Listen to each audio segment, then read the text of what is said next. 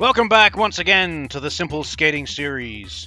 Today, I look at skating or dying. Yeah, skate or die. So, who remembers this series? Because I don't, because it's before my time, but I thought I'd have a look into it anyway. So, Skate or Die was a series that existed back in like the late 80s, early 90s kind of time. So, yeah, and it was, had two games on the NES, two games on the Game Boy, and then it just died. Yeah, this was good, in it? It's good. It's died. So yeah, it's quite a bit different than what you'd expect out of a skateboarding game. But then again, we're talking at a time where they were still experimenting with the whole concept of even having skateboarding as a video game. So yeah, it's a little bit interesting. But anyway, we're gonna jump right in. We've got 4 games to look at, the entirety of the Skate or Die series. Let's go. So first up, we have the classic Skate or Die for the NES. Now, this game was released on quite a few different platforms. It was on the Commodore 64, Amstrad, PC, ZX Spectrum, so it actually had a few different platforms. And yeah, it's not too bad of a game. You got this menu, when you start the game up, you got this menu. You move your little cursor around, and the punk here says various different things depending where you're on the screen. And then you can choose one of these modes that you can play: freestyle, high jump, jam, race, joust. So yeah, it's pretty cool. You got a few different modes that you can play with, and like I said, it's just a mishmash of different things they mix together, and they're experimenting. At the end of the day, they're experimenting. So first off, we've got ramp, and ramp is exactly what you'd expect. It's you on a ramp trying to perform tricks, and it's not as easy as you think, because performing tricks is particularly not easy. You also have a mode like this, which is a race mode where you go up against another person, and yeah, it's not great. Now, the major problem I have with this game is the controls. The controls are not very good. They're not particularly responsive. You don't, the board doesn't really go where you'd expect it to go sometimes. You just like, why am I there? Why you put me there? Here's another race one, and I'm just trying to get used to these kind of finicky controls, and you have the same issues with the ramp. You got to be very precise with landing when it comes to the ramp, and yeah, you can fuck it up quite a bit because the controls are very, very finicky. I don't really find them that particularly responsive. Here's Joust, for example, where you got to hit the other opponent with the little Q-tip, and yeah, if I'll be honest, the game's okay. It's not terrible. It's just, it feels really dated. The controls are not particularly great, and yeah, the like mix up of different game modes and that, when it just kind of messes around a bit, and just yeah, it's okay.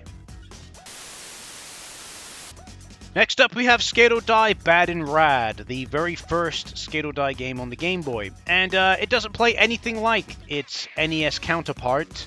It's basically a 2D platformer in a similar style to that of Ollie Ollie. And it really took me by surprise when I was like, wow, this actually has a similar feel. Obviously not as precise and not as, well implemented, but a similar feel to Ollie Ollie, like a real retro version. I know as a whole this is supposed to be a 2D platformer, but it really did feel like that, and if I be honest, it was pretty good. As you can see, I'm failing a lot here.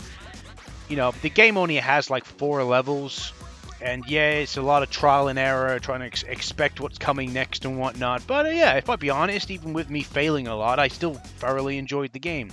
I forgot to mention with the first Skate or Die is that it's really interesting how these games went about. The first 2 games were both published and developed by Konami. Well, the first game was published by Ultra, but it was developed by Konami. Well, this game, the second game, was both published and developed by Konami. And then when they moved on to Skate or Die 2 and the other Game Boy Skate or Die game, it went to Electronic Arts, went to EA. I don't know why EA decided to buy the license just to do 2 games and then drop it. I don't know. But yeah, it seems like this series exchanged hands in a strange sense. I don't understand why. Maybe the game didn't sell very well. I can only think that these games didn't sell very well. That's the only thing I can think of why that Konami would sell this series to EA. and then EA make 2 games and then just not make a single other game since then. But anyway, regardless of that, Bad and Rad is a pretty good skateboarding game. You know, if you look at it from a perspective of a 2D platforming skateboarding game. Yeah, I think it's pretty good. And I definitely recommend a play of it if you're going on a long journey and you have your original Game Boy. Next up is Skate or Die 2: The Search for Double Trouble. A game which has 2 game modes, Ramp and Adventure. Here's Ramp, and yeah, it's very similar to the original game's Ramp. Just you got a little bit of a slight half pipe hit there in the center.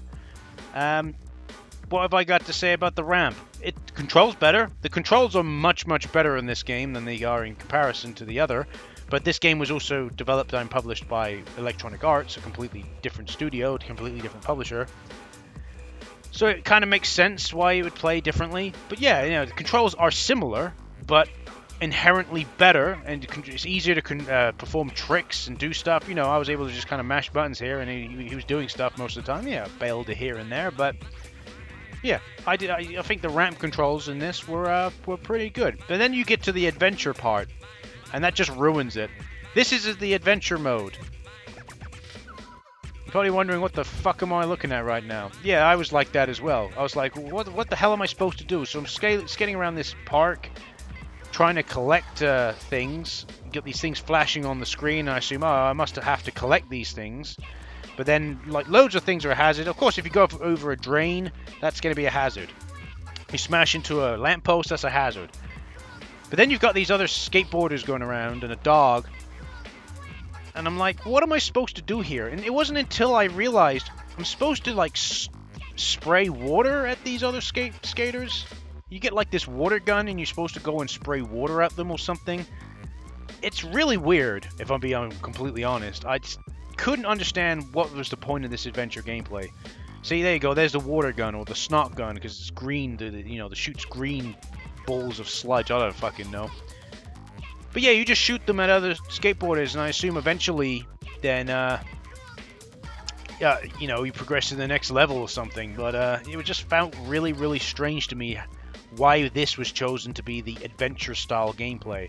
At least with the other game, it kind of made sense with some of the modes. They were experimenting a lot. But with this one, you got no experimentation, you got no variety, you've just got this. And objectively speaking, the ramp gameplay is all you'd really want to play in this, if I'll be honest. So there you go, that's Skate or Die 2. And finally, we have Skate or Die Tour de Thrash, the final Game Boy game. Yeah, what have I got to say about this? It's basically the ramp gameplay, and exclusively the ramp gameplay from Skate or Die 2. So I've got no complaints here, you know. The controls are about the same as what they were for the NES game. There's no real difference in the controls. Still, the controls are 100% better than they were in the original Skate or Die. But yeah, but is this a better Game Boy game than the other Skate or Die Game Boy game? I would have to say no. Yeah, okay, it has just the ramp gameplay, and yeah, you can go around and play around doing tricks and that. But that's all this game has, really. It hasn't really got anything else. It hasn't got an adventure mode or anything as far as I can see. You know, I couldn't see an adventure mode. As soon as you press start, you just go straight into the ramp. Whereas with the other Skate or Die Game Boy game, you know, Bad and Rad, it was a cool little 2D platformer. Yeah, it only had 4 levels, but I thought it was cool. But yeah, Tour de Thrash, it's okay. You know, I guess if you want to play just ramp gameplay, it's fine to play. But then I'd ask you the question, is like, well, I guess this came out before, didn't it, technically? You know, realistically, you'd want to be playing probably Pro Skater 102 on the fucking Game Boy Color instead. That's probably got better ramp gameplay than this. But it's been so long I can't remember if it would be better. But yeah, it's okay. That's all I've got to say, really. Yeah. So there you go. There's all the Skate or Die games. If I'll be honest, they're okay. You know, the original Skate or Die is unique in its own way. Skate or Die Bad and Rad is probably my favorite out of this collection. Just because, you know, I really like the 2D platformer gameplay that had to it. Reminded me of Ollie Ollie, but much more basic, obviously. Skate or Die 2 was, in my opinion, a much better game just on the ramp gameplay alone compared to the original, but the original was better in terms of the adventure style and the variety, even though I don't know whether or not the variety is even really warranted. And then you had Tour de Thrash, which was just the ramp gameplay from Skate or Die 2, and it was okay. You know, it was just a ramp gameplay at the end of the day. But yeah, my favorite here was definitely Bad and Rad for the Game Boy. Either way, I'm Bio. I hope you enjoyed the video. Please like, subscribe, and comment. And I'll see you in the next video. Goodbye.